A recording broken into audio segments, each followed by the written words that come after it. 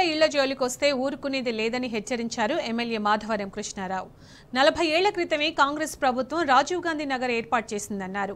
పట్టాలు ఉన్న ఇళ్లకు సైతం నోటీసులు ఇవ్వడం సరైన పద్ధతి కాదని మండిపడ్డారు. కూలీ చేస్తూ బతికే వారిపై హైడ్రా ప్రతాపం చూపిస్తే పేదలకు అండగా నిలబడతామని భరోసా ఇచ్చారు.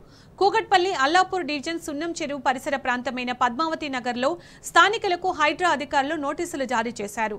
నోటీసులు అందుకుని భయాందోళనకు గురవుతున్న వారిని ఎమ్మెల్యే మాధవరం పరామర్శించారు. ఆందోళన చెందవద్దని భరోసా ఇచ్చారు. పార్టీ తరఫున అండగా ఉంటామని చెప్పారు. ఇది 10 ఏళ్లలోనే దీనికి ఒక ఫినిషింగ్ వేసింది గవర్నమెంట్. ఫిక్స్ చేసి చూశారు మీరు ఫినిషింగ్, కంప్లీట్ ఫినిషింగ్ 10 ఏళ్లలోనే. ఆ రోజు మొత్తం చెరువు ఎట్లెట్లుందో దాంట్లోకి మళ్ళీ ఎంటర్ కాకుండా అంతా ఫినిషింగ్ వేయించినప్పుడు ఉన్నటువంటి స్థానిక కార్పొరేటర్ నేను ఒకటే విజ్ఞప్తి చేస్తా ఉన్నాను గవర్నమెంట్ హైడ్రా కమిషనర్ గారు. మేము ముందు కూడా మీకు చెప్తా ఉన్నాం, నిరుపేదల తెరువు రావద్దు.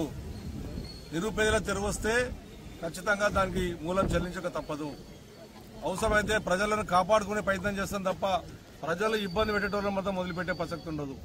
మీరు ఒక చిన్న నామాడి నిరుపేదలకు నోటీసులు ఇచ్చి అది కూడా దొంగసాటుకు వచ్చి 23 తారీఖు నాడు రాసి 20 నిన్న వచ్చి భయబాధలు చేసి ఇంటికి వచ్చి భయబాధలు చేసి రాత్రి వాళ్ళు అన్నం కూడా తింటలేరు. ఎక్కడ పొద్దుగల 3 గంటలకు వచ్చి కుడతారని చెప్పి 3 గంటల నుంచే వాళ్ళు నిద్ర పోవట్లేని పరిస్థితి. హైదరాబాద్ నగరాన్ని డెవలప్ చేసి ఆలోచన చేయండి తప్ప హైదరాబాద్ ప్రజల బీద ప్రజల దగ్గరికి పోదని చెప్పి నేను గవర్నమెంట్కి వేడుకుంటా ఉన్నాను, హెచ్చరిస్తా ఉన్నాను. మేము కూలి పని చేసుకొని బతుకుతున్నాము.